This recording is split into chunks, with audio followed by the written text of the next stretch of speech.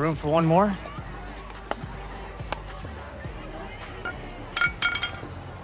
I heard what you said. I just need 1 minute, please. Back off, Keen. Come on, Shawn, you know where this is gonna end. He holds on to this anger, it's gonna boil over. Do you really want him to end up where we did? Not your concern. You understand?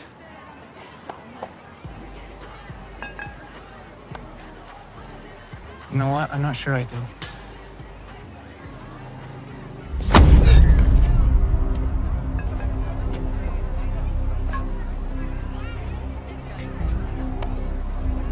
Last time we fought, I struck first. That's not me anymore. Don't want to fight. Shawn, just go. Come on. Nah, this only take a minute.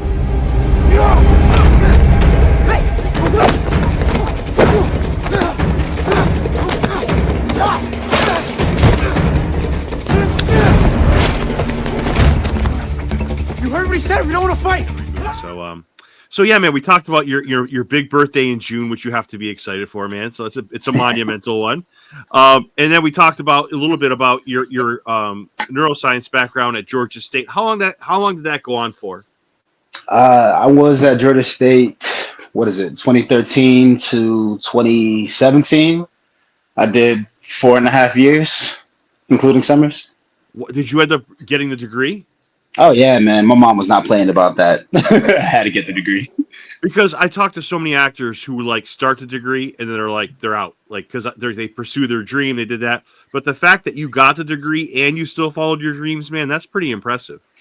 You know, I wish I could say I was juggling both things, but for a while there, you know, I think when I started college, I was still trying to juggle, but then school got a little too real, so I had to take a break for a while. You know, I had to convince myself the industry's not going anywhere. You know, it'll be there when I'm ready for it. So when I graduated, actually, is when I was actually able to make that commitment to go full time with it and, try to get an agent because, I was pre-med, but my resume at the time was nothing but restaurants and, just miscellaneous jobs that had nothing to do to help me get into medical school. So I was going to have a gap year regardless. And then during that time is when I got my agent, and then I dropped everything else and kind of went full steam with it. So obviously you're a successful actor. Would you ever consider going down the science road ever again? Or is it just something you kind of made peace with and moved on? It's a bit of both, I guess. I never truly saw myself working in the science world. I enjoyed the material I was learning just because I'm a little bit of a nerd, I suppose. Yeah. But I was having a hard time trying to convince myself I would actually find a job that I would enjoy with that degree. You know what I mean? Man, you had 2 hits almost simultaneously on 2 of the biggest shows on the planet, right? Like, it was The Walking. Which one was first for you? I couldn't put it back in my head. I'm like, I can't remember if you were filming The Walking Dead first or Cobra Kai first. I could not think of it. Which one was that? So that's actually a funny story too. So Cobra Kai, I actually booked when it was still in the YouTube days. Gotcha. But I think YouTube stopped doing their scripted television stuff before that season came out. So it was a little bit of a gap, and then they were able to find a home with Netflix, and then of course COVID happened. So it kind of sat on shelves for a good minute. And then Walking Dead happened, towards the end of 2020, like October or something. And both of those announcements kind of came back to back. So from the outside in, it really looked like one thing after another, but for me, It was years in between. Gotcha. But still, though, it's overwhelming the fact that you're still a part of 2 of the biggest shows on television. I got to tell you, because you have such a great on-screen presence, are you conscious of that? Do you because you're very confident in front of a camera, like you know what you're doing. You look like in Cobra Kai, you're terrifying. Like, is that something you're conscious of, or is that just who you are as an actor? Oh, I don't know if I could take credit either way, honestly. I feel so self-conscious in front of a camera. I'm not good with pictures, but I think something about it being a rolling camera, a video camera versus a still picture, it maybe does something to loosen me up. I think it also has to do with, who you're working with. I think Cobra Kai, that was my first TV show. So I think a lot of the cast and crew were really understanding and welcoming of that. They gave me space to mess up, and that helped me feel good about myself too. People were advocating for me when they saw fit. And I think over the course of the day, just let me relax and do what I came there to do. How do you spend your time learning? So, like, say when you're not filming, are you trying to be like a sponge and absorb what you're seeing? I mean, you got a lot of legends around you. You got a lot of kids on set that are great actors. How do you spend that free time? Is it observing? Is it just being conscious of what's going on? Is it learning? What is that like for you? It's a little bit of both. I think that whenever I'm on set, I do want to be a sponge because I don't know. I've had some cool credits, but all in all, my resume is quite short. So I like being the person in the room with questions compared to being an expert. It gives me room to learn and see how things work. I think I learn a lot more from, well, not a lot more, but I learn a lot from people behind the camera. I think having a outside in understanding of everything that we see on screen really helps me find my place in it. I was getting a lot of help from some of the camera ops and directors in terms of trying to find my stillness or just trying to, because I was very antsy. I would do a lot of this, shifting my weight, and that's something I wasn't even conscious of until they called it out. And I was like, I need to pay attention to that. So it's a bit of both, I suppose. Yeah, and it's tough though because it's a lot of pressure being in two shows like that right off the bat. Like you're an actor starting out somewhat, and then you have these two monster hits, and it's like, well, so now it's almost like, I know you're not like this, but some actors might say, "Oh, it's this easy." Like I'm good. I'm good. It's hard, man. That's a hard. Yeah. You're blessed, and you did a wonderful job in both roles. But it's like now it's like you don't want to, you've established such a high bar. It's like, what the hell do I do now? Like, is this how it's going to be the rest of the way? I mean, cross your fingers, but if it's not, right? Hey, I do not mind at all, because especially since this business was so new to me, I was just happy being able to work. I think that's something that most of us in this industry, that's really the main goal, is to just be able to do the thing that you love doing. And then it just so happened that some of the projects that I have really dedicated and huge audiences. Don't even know if that answered the question, but no, you definitely did. You definitely did. Okay, how would you compare the two fan bases, The Walking Dead and Cobra Kai? How are they alike? How are they slightly different? Anything what do you wanted to say to that? I think the main difference that I see might be in the demographics of it all. I think on the Walking Dead side, I have a lot more like older people that would come to me about the show. That has a long legacy of it being its own name, versus Cobra Kai came out, mid 2010s. Sure, with the Karate Kid of it all, I do have a lot of older people that might recognize me from there, but then I also have a lot of kids. That was something that was new to me. Is that I'll get stopped by literal children. I'm in the gym and I see people do double takes and stuff like that, which is kind of interesting. But that makes you feel good, though, right? Yeah. Oh, absolutely. But both super dedicated, and I don't know. So my thing with your characters, Elijah in The Walking Dead and Cobra Kai with Shawn Payne, I really loved both characters, but I really felt like you had this awesome introduction in both roles for very different reasons, right? Like you couldn't have come on and kicked the door down any more powerful than you did in both roles. But I wasn't happy. The Walking Dead and Cobra Kai have the same problem. The cast is too big, and they cannot, in some cases, and I had the creators on, so I love these guys, and I feel like it's talking about a sports team. I can say a few negative things and still love the teams, right? So I just felt like they couldn't shore it up, and it wasn't your fault. I felt like, all right, we have this great storyline with Kenny and this wonderful Shawn doing these things. Then we have The Walking Dead. He's wearing this mask. He's intriguing. We have Lydia. We have Maggie. And it's like, I just felt like your character deserved better endings in both scenarios. Is that? I don't want you to say negative about somebody else, but I felt like I was like, what the F? I was like kind of pissed at both scenarios, and we'll break them down a little bit. But did you feel like that at all?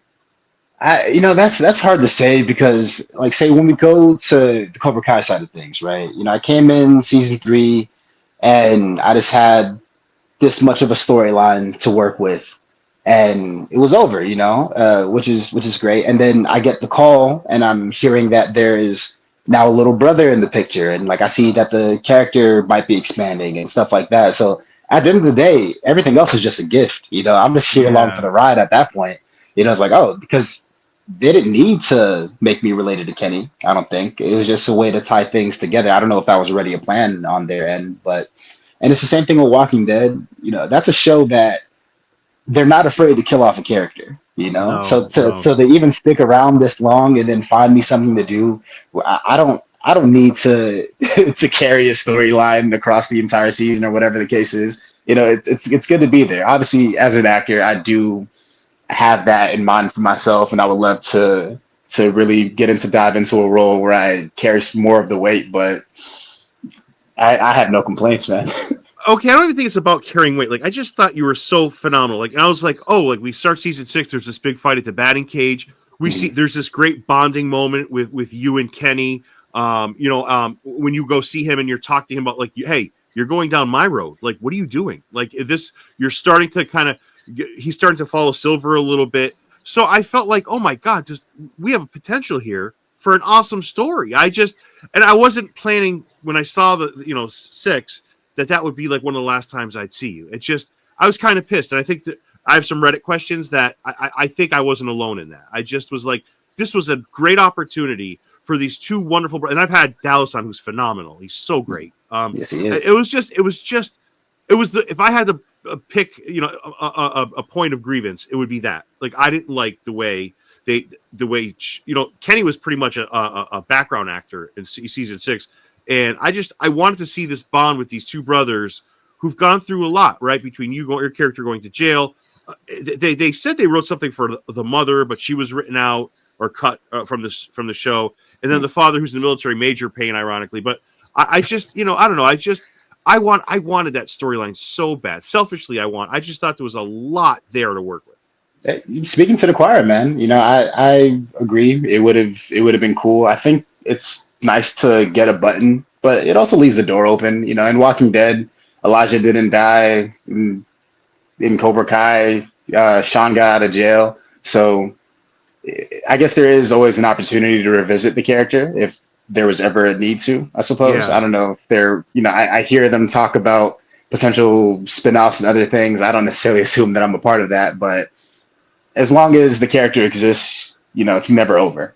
Yeah, I felt like your character really made the most with the minutes at hand. I really felt. Did you feel more pressure? Did you feel more pressure filming one show over the other, or was it kind of just both kind of the same for you, just different types of stories? I think originally I did feel more pressure with Walking Dead, because when I booked Cobra Kai, it was still the YouTube show. I mean, at that point, it was already huge. It's doing crazy numbers, and I did have a lot of respect for that as well. But especially with the nature of how the scenes were, I didn't have to do anything in season 3 with the biggest, the legacy characters, the Ralph Macchios and the Johnny Lawrences of it all. I just had the Willie Zabkas, but so I was able to just kind of settle into it and do what I had to do. But when it came to Walking Dead, for the first couple months of it, I'm sitting there with, Maggie. I'm sitting there with Daryl. I'm sitting there with Gabriel. I'm sitting there with Negan. So I definitely spent the first couple months just actively trying not to lose the job. I think looking back, I really feel like I could have given myself a little bit more freedom to exhale a little bit, but you were in 21 episodes, which is not too bad for a show that kills people off, like you said, like this. So I thought, but maybe I'm wrong. I thought Elijah dies. Am I wrong? No, he lived, man. Yeah, we lived. I thought there was a scene with Negan, and then he was helping fight in a hallway. Maybe I'm mistaken here, but I thought he. No, that scene definitely did happen. He definitely got badly injured in that hallway scene, Elijah, but did make it. After that, there's a confrontation like out on some pavement road, but he passed out, and maybe that's what you're thinking of. But yeah, it was just a passed out. He survived that. Yeah, and he makes a great impression. He saves Aaron. He's close to Maggie. He's had this relationship with Lydia. Like, it's just great, man, to be able to exhaust all of that. Were you fans of both shows going into the role? Oh yeah, yeah, Yeah. yeah. Walking Dead, I was a fan of. Originally, it was actually my sister who was the really big fan of it, and she got me into it around season two. I think it was still airing live at that time, so I had to play catch up. Cobra Kai, I was a good fan of the Karate Kid franchise. I remember binging all of them in one day when we had some hurricane that knocked out all of the TV channels except for the one that it was airing on.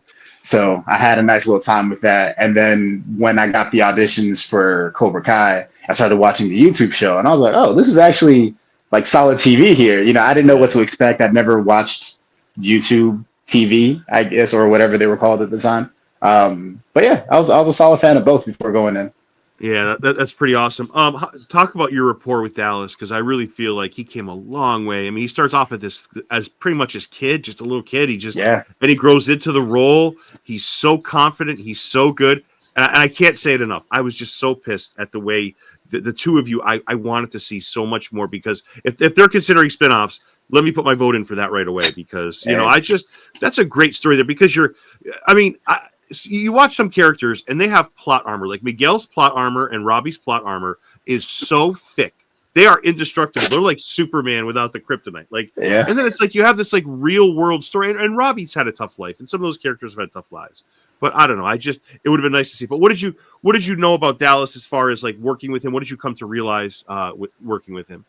I didn't know him before meeting on set, but just that first day alone, I was really shocked, man. The kid is a pro. Yeah. I can't even say kid anymore. I'm really thinking back on when we shot those scenes, because you're right. You know, he's grown so much, you know, as an actor and as a person within that time. And I feel like I got not what is the word? Protective over him, I guess. Yeah, You know, that's a good word. Yeah. yeah, I want to advocate for whoever I can, but you know, in action there was no need to, because he has no problem speaking up for himself. He has no problem asking questions, and he knows the questions to ask too. It really just speaks to the like longevity and the substance of his career, I think. Yeah, he was another person that I could sit back and I can like learn something from. You know, I think he definitely gave me those opportunities as well. But you have some great pictures on Instagram of the two of you, and it's just really nice to see. How would you have wanted Shawn's story to go or to end, or if you could control your destiny, how would you want that? Man, I could see so many different things. Yeah, but like so give me a few things. You don't have to give me like the exact like time, but what are some things you would have liked to see unfold on screen? And this is not a shot at anybody. This is just like you like wishful thinking, looking back, whatever. I think after that, they released a video game. After that came out, and I saw Shawn for the first time being drawn in Cobra Kai colors. I don't think he was actually in the dojo in the game, but you know, now I'm thinking, oh, what if I joined a dojo when I get out? That would be a cool thing. Seeing the direction that they're taking in, like the brothers' direction, I really wondered where that could go to. I'm like, I could see us fighting on the same team. You know, I've always had to fight for him, I think, and now that would give me an opportunity to see him as like an actualized person. You know, since he's gone through so many changes while I was away. You know, I can learn him as a person now. I think that would have been cool, just as a relationship aspect.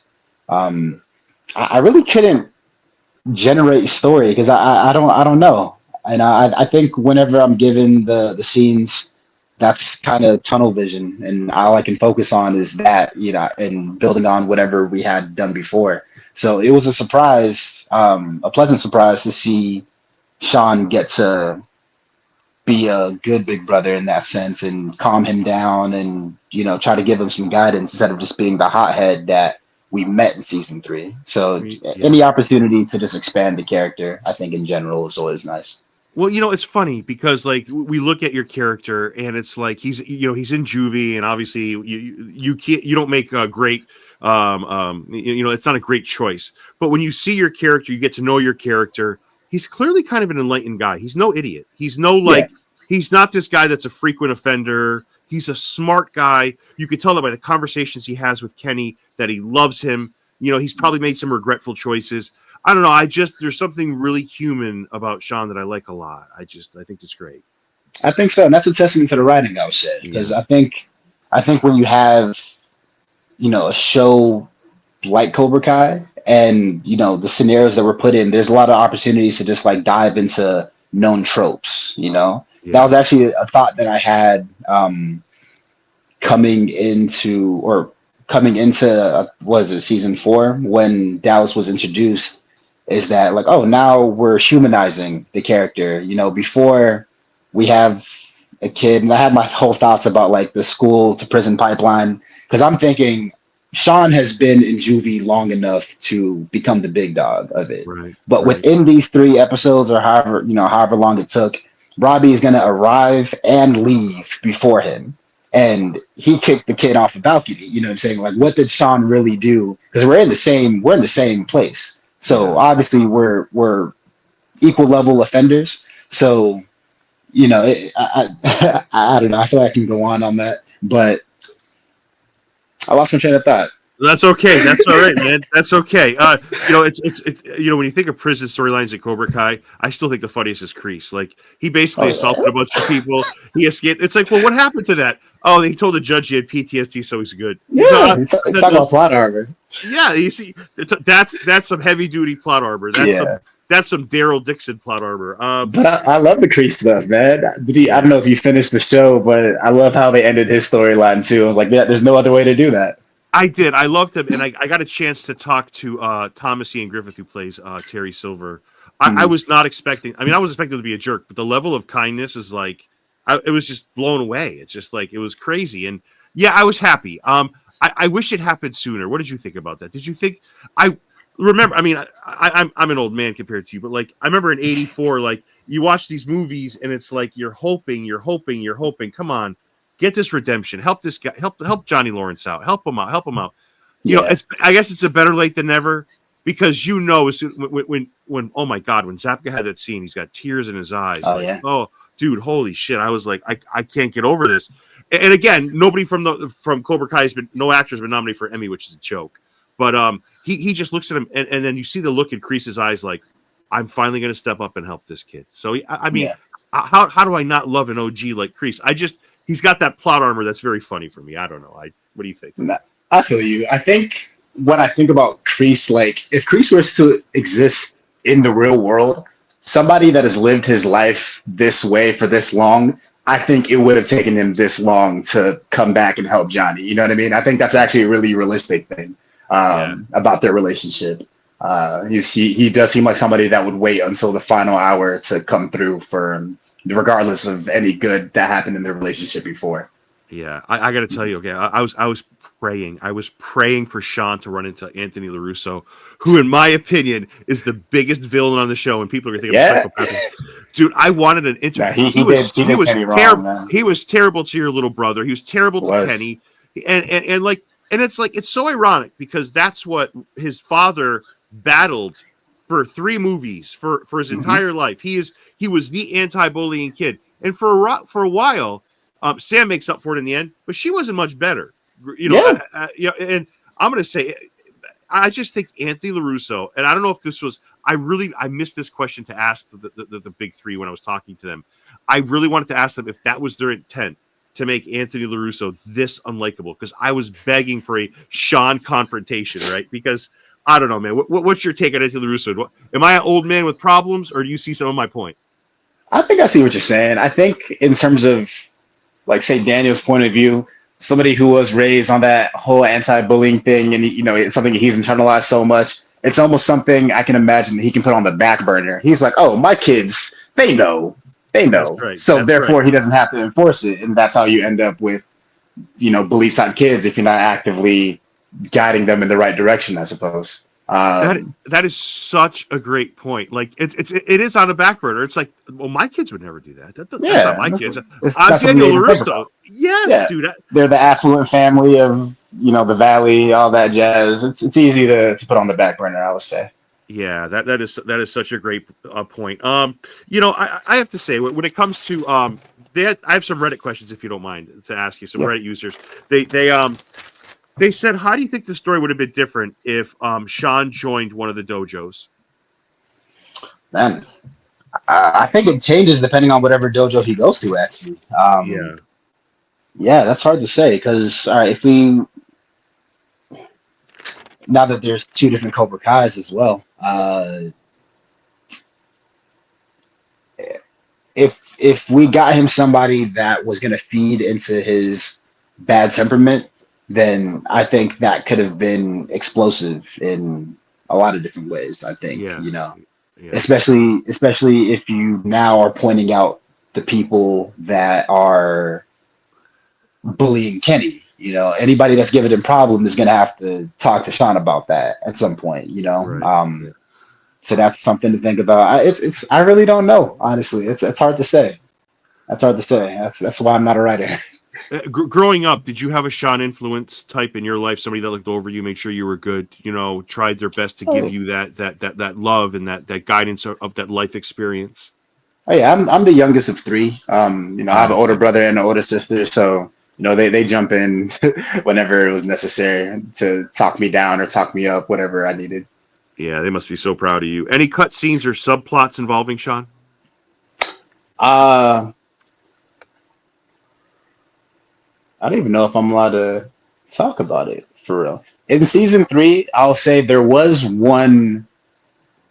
I think they were gonna go into like how Shawn ended up there because we didn't do anything with it, but there was a prosthetic that they put on my back, like maybe some scarring or some burns, whatever it was, but just to show that he's been through something. But it wasn't anything that was ever written out on the page. It was just kind of like, hey, this is a fun thing that we can do, and we'll put it in our back pocket if we have room for it. But yeah, we did it in literally one of the episodes, and then by the end of it, we're like, yeah, I don't think we're gonna use it, so we just scrapped it.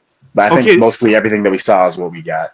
it seems like they were going for it. And I don't want to put words in their mouth or yours, but like he was the victim of maybe a crime or the victim of an attack or something to that degree because he doesn't look like somebody that spends a lot of time in juvie. Do you see what I'm saying? Like I feel like Yeah, maybe they were setting that road up, so maybe it was justifiable his actions. Do you think that could have been part of it? absolutely, because I think that's definitely something that the creators had been focusing on is showing that like there was no clear cut bad guy. Everything isn't just black and white. So I think that Shawn made the most out of the situation that he was in, which is why he ended up, you know, as top dog in the juvie. But I don't think he's necessarily a bad kid that deserved to be there. You know what I No, mean? I agree. I Yeah, agree. I agree. I have a few more questions for you. Thank you for all this time. I really appreciate it. I know Um, worries. yeah, you know, a lot of the Reddit users found your character frightening, but they also wanted a potential redemption arc. They really did. They were speaking to my heart because you know, I'm not going to say it again, but like I just totally felt that would have been nice to see. But we've gone down that road. So from the Karate Kid wiki that talks about Shawn, tell me if you agree with the synopsis of what they said Shawn is. Shawn is a Okay. dangerous bully that hurts people and is not forgiving to anyone. I don't agree with that part. Nah, yeah. Shawn also seems fascinated. This was kind of funny. Shawn also seems fascinated by the words and names of Spanish foods such as empanadas. I thought that was pretty Pero good. chata. And then it says character stronger than Shawn. Hawk, I don't think I agree with that. Quan, Miguel, Robbie, I don't know that I agree with that. Johnny Lawrence chosen, obviously the other guys, but I don't know that I'd take if I had to if they were going to fight that I'd be betting on either Hawk or Robbie to overtake Shawn. I don't know. Maybe it's just me. I don't think so. Okay. Well, all right. I guess starting at the top. No, he's not just some bully taking no prisoners. You know, I Right. think Sean is very misunderstood. You know, Yes. I Yes. think he's a victim of circumstances. He does have a temper. I will own up to that. He does have a temper, but again, he's just making the best with the cards that he was dealt. Tough session with the words. Sean is a worldly guy. All right, He is a worldly you guy. know He's he enjoys good cuisine. There's nothing wrong with that. Yeah, I think that says all. And then the fighters, it's hard to say. If you're talking about raw strength, I do think that Sean, you know, might outclass a couple characters, but there's something to be said about being a trained fighter versus a brawler. You know, a fighter that quote unquote knows what they're doing will, you know, David can defeat Goliath in that sense. You know, so that brute strength can be mitigated by technique, you know. But look how quickly Kenny picked it up and became better. Yeah. I feel like Shawn would have been on that same trajectory where, you know, if he came in season 4, started doing it, was in one of the dojos, then by season 6 we were looking at a beast. Like, this guy's going to really be able to handle himself more than just being a brawler. I can see that. I can definitely see that. I think that Shawn, you know, he has a natural inclination towards fighting, and the potential to learn is also higher. Because I think even seeing how the fight went in, what is it, the season 3 fight with Robbie, I think that I see Shawn like learning as he goes a little bit. Instead of just taking blows, he was actively trying to block more. Little things like that that could be adjustments with the right teacher. Yeah, for sure. I love the batting cage scene, and I think that was like, I was spoiled because I think that's kind of how we lead off that last season, the season 6. We're coming into, there's the batting cage scene, and I don't know, man. What a great, that looked great on my end. Was that a pain in the ass to shoot? Was it fun? Was there pressure there? Oh, it's always fun, man. I love being able to do any kind of choreography like that, the fight stunts. You know, I love being able to do my own stunts as well. I'm happy to have the stunt performers on deck whenever we need them, but I don't think that they ever gave Shawn anything that was too crazy that I was afraid to take on the challenge myself as well. I think in that fight, it was specifically cool because now I'm getting to interact with a lot more of the younger cast as well, which that wasn't something I was able to do before. But it was a fun fight to shoot, honestly. Yeah. It's always awesome. A little bit awkward if you're settling into it, but by the end of it and you see everyone kind of turn that switch, I feel like there's an energy that you can feel and hopefully it comes up on camera. Did they tell you anything about Shawn's home life before you took the role, or perhaps while you were shooting, or was it just kind of like what we see on screen is all there is? There's no other backstory that we need to tell you about? I remember I did get a chance to ask Hayden and Josh during my first episode just to get an idea of what they were, had in mind. And they did say that they were playing with a couple ideas of how I got in there and maybe the family life. So I guess they already had Kenny in mind at that time, but it was a lot of filling the gap at first. That's kind of how it is as an actor, especially if it comes to episodic TV. Half your job is to justify everything for yourself, so to make it make sense. Right. Just getting to Elijah a little bit here. Somebody added up his kill count, including zombies. Do you want to take a guess what it was? Elijah's kill count during the walking, including zombies, including the walkers, including the Commonwealth soldiers, including zombie soldiers. There's a number, and I want to see if you could guess what that number is.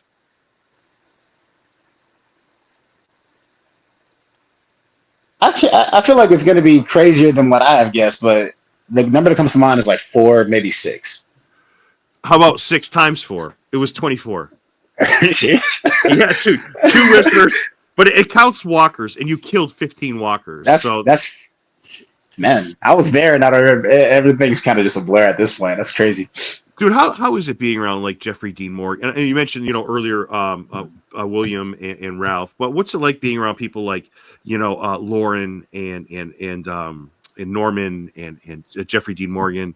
They seem super chill. I've been to Comic-Cons and they treat everybody like A+, like nice. Yeah.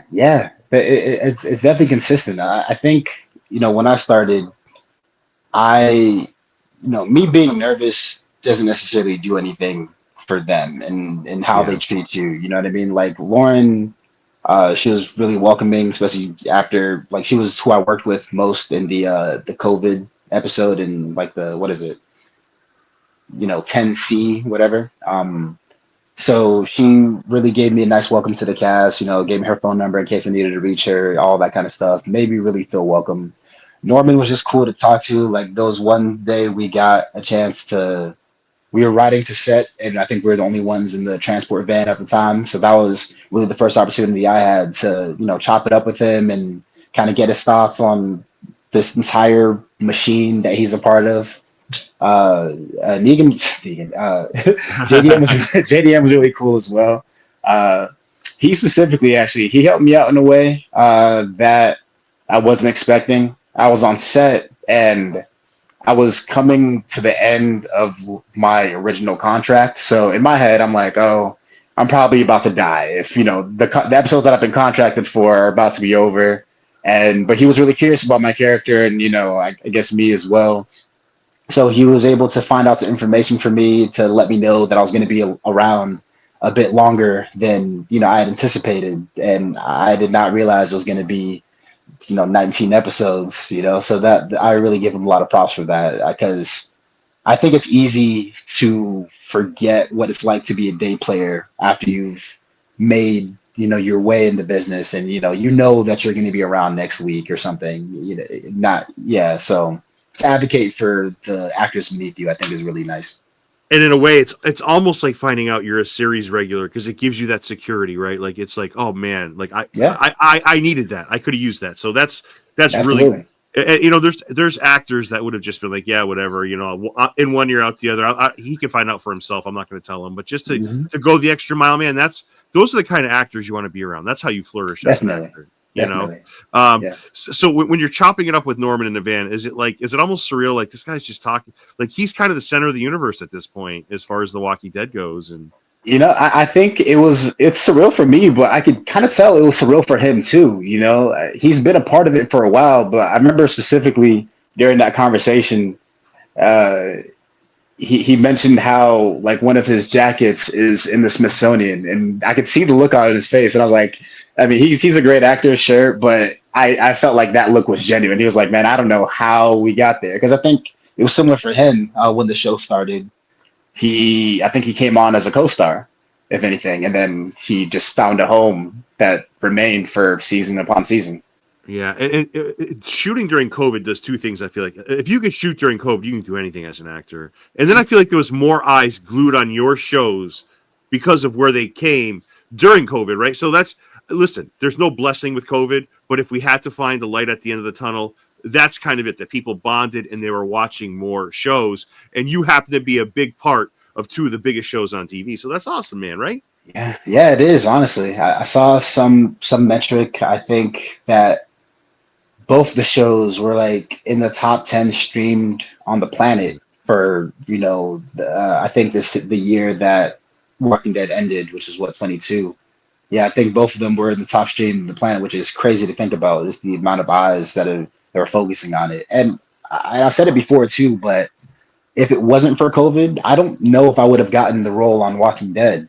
Just the way that the timing worked out.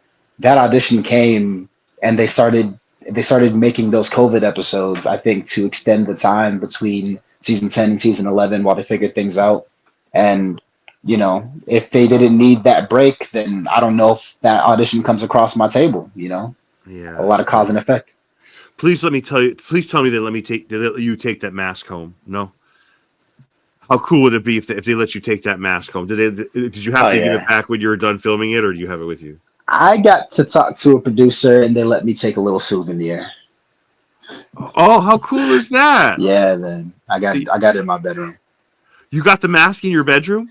I do. Dude, that is effing awesome. Like, dude, that you can never get rid of that. You Oh, can never. never get Oh, rid of that. absolutely not. Absolutely not. Yeah, Yeah. dude, that's pretty awesome. So where do you want to go from here, man? What's your focus on the future? How are you approaching things? Like, like I said, acting is like first you're Yeah. high, then you're low, then you're high. It's the world's ultimate roller coaster. How are you handling Absolutely. it? What are you doing? Just anything you wanted to say about the future. I think I just try to take things one day at a time. I have my own personal goals. I think that it's not necessarily, it's not, it's not my business to find out when everything will come together, as long as I believe that it will. You know what I mean? And I Yeah. think that allows me to just stay focused through any type of up and down and adversity. Eventually down the line, I would love to do more TV. I would love to do, film, which is great. I got to do a indie movie not too long ago that I believe should be releasing soon. And that was a whole different experience compared to working on television. So just getting to really sink my feet into this business, I think, would be great. And In you were in all Greenland, aspects. which was a fun as hell movie. It's great. It's one of those Yeah. action movies you love. That's again, you get to see different shooting styles. So, man, again, like Mm. you've had a nice run here, man. It's just I look forward to seeing what you're going to do in the future. Like, and I might reach out to the big three and tell them I want this spinoff. It needs to happen. Like I need to have the Kenny, and it would be nice to do this. My last question: what did you learn about yourself during all of this? Cobra Kai, The Walking Dead. What did you learn about yourself? Because dude, you came out, you just did an unbelievable performance in both series. A lot of pressure, I would think, just looking from the outside in. What did you learn about yourself? Okay, during this whole thing. I think, man, that's a good question. I think I was kind of surprised at my ability to really just give myself over to the thing that I'm trying to do. I think I've had experiences with that, like when it came to studying neuroscience. I kind of just had the blinders on and focus on whatever I was trying to accomplish at the time. But to do it on an episodic basis feels different because it's like a lot of start and stop, I think it really reaffirmed my love for this business and to this business and this craft and this art, just to know that I may have a place for I may have a place in it all, I guess. Yeah, that's a safe bet, man. I can't thank you enough. Words. No, you've done a great job, like really articulating everything, and I really thank you for giving me some time tonight. I really appreciate it, and I hope one day you come back, man. We can talk about a future project you have, and thank you for all of this. I really appreciate it. Hey, I appreciate you. Yeah, I hope I'm back soon with more to talk about. Yeah, have a wonderful night. Okay, take care.